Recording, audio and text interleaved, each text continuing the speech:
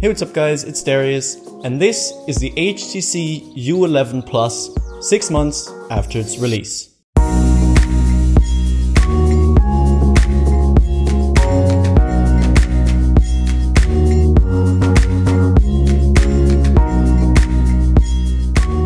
Once a very successful company with their M line of smartphones, however recently HTC has been struggling to compete with Samsung and other manufacturers.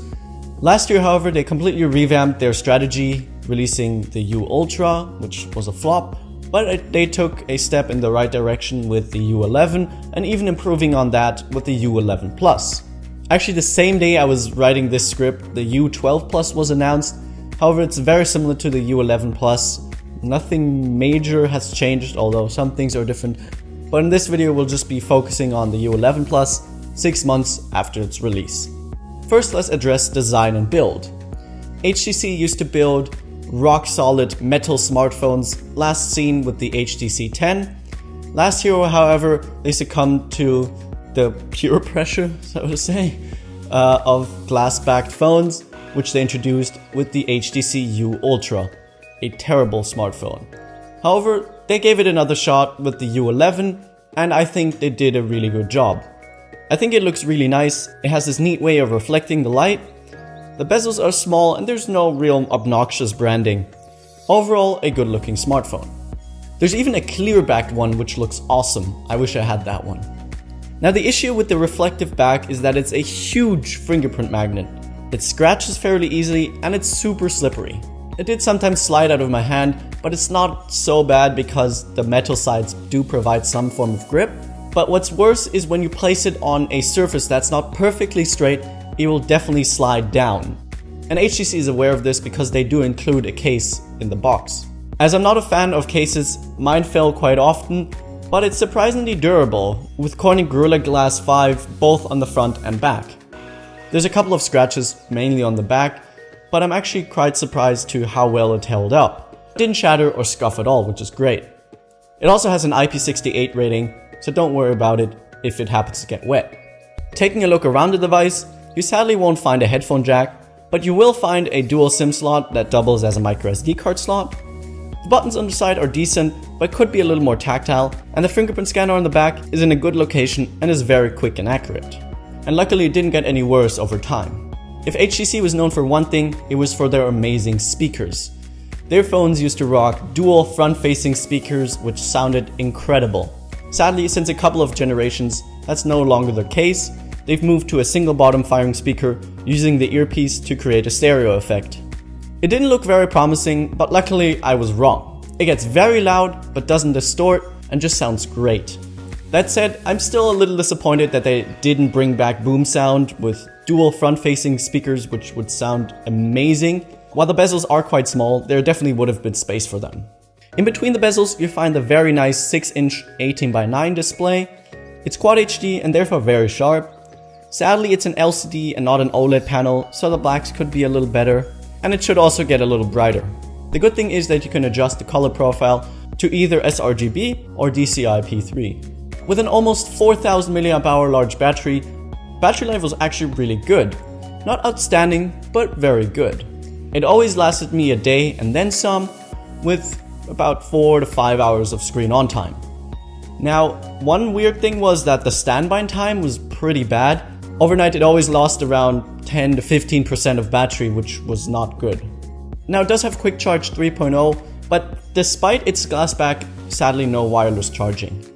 A standout feature of the U11s are the squeezable sides, a feature that later made it to the Pixel 2 and the Pixel 2 XL. However, HTC's implementation is definitely better. In reality, I didn't end up using it that much, but I guess it can be useful. And the best thing about it is that you can adjust what each squeeze does. For example, take a screenshot, or turn on the flashlight, or open YouTube, or launch the camera. Speaking of the camera, it was surprisingly good. HTC always struggled with their cameras in their M line. They were never outstanding, but this one is one of the best. They went the traditional route with just one lens, similar to what Google did, and rely on software processing. The result is a great camera, not quite as good as Pixel 2's, but it's up there with the best. Pictures are very detailed and sharp, with incredible dynamic range, thanks to HDR boost, the same technology Pixel 2 uses. Colors are vibrant but not too saturated. In a few instances, HDR was a little too aggressive, but for the most part, the pictures it took always impressed me. In the app, you find all your normal modes, including a Pro mode, however, weirdly enough, no portrait mode. I guess HTC didn't have the resources and technology like Google did to make it work with just one lens. One thing to note, the new U12 Plus actually has 2 cameras and a portrait mode, so if that's really important to you, then look into that phone. But let's go back to the U11 Plus. One thing I noticed was that when HDR was enabled, or when capturing a video, the shutter was a bit slow, as in, there was a small delay to when I pressed it to when it actually took the picture. And I don't know why modern smartphones shouldn't struggle with that anymore, so that should definitely be fixed with a software update. In my last video, which was the Pixel 2 review, by the way you can check that out here, I said I wish I had gotten the Pixel 2 XL. And with the U11 Plus, I almost have. See, like Pixel 2 and Pixel 2 XL, HTC released the U11 and the U11 Plus. Both are very similar to Google's offering. Their front looks very similar, they both lack the headphone jack, they have the squeezable sides, and they have an amazing camera that relies on software processing. The main difference, however, except for maybe the back material choice, is definitely the software. Pixel is obviously running the latest version of stock Android, however HTC's version of Android 8.0 is a little more skinned. Back when TouchWiz used to bombard you with features, HTC Sense was a refreshing, minimal UI with a couple of nice features. However, it hasn't changed since then, and it now feels very dated. Stock apps look and feel ancient, and they give you a lot of features that you're probably not ever going to use, like blink feed for example. Sadly, there barely have been any updates. The security patch level, for example, is on December for me. HTC really needs to step up the game when it comes to updates. Performance was actually pretty good and fairly consistent, although it did lag sometimes and even some apps crashed. Now I'm definitely blaming this on the UI because with the great internals it has, it really shouldn't have any issues with performance. Now the software is not all bad, it has some nice touches, some good features, and it has both Alexa and the Google Assistant, which is neat. And of course, the squeezable sides, which I mentioned earlier.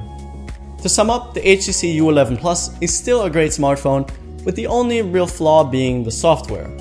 That said, the problem is with the price. It costs around $650, which is justified because you are getting a lot for it.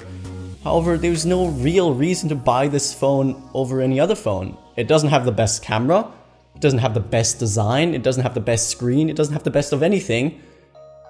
Again, I'm not saying it's a bad phone, it's a good phone, but there's no reason to buy this over any other phone. For the same price or even less, you can get the OnePlus 6 or the Note 8 or the V30. All are great smartphones. Some are even less expensive. So what I'm saying is, it is a great smartphone, but you might want to consider a different phone unless you really want an HTC phone. Now with the release of the U12 Plus, the hope is now that the price of the U11 Plus will drop, and if it does, it will be a great buy. But for $650, it's hard to recommend. Anyways, I'll link it and a couple of other alternatives below, so make sure to use those links, that would help me out a lot. Thank you guys for watching all the way up to the end. I hope you enjoyed it. If you did, make sure to smash the like button, comment down below if you have any feedback or questions. Make sure to follow me on Instagram and Twitter, link is also down below, and click here to subscribe for more videos in the future. See you in the next one. Bye.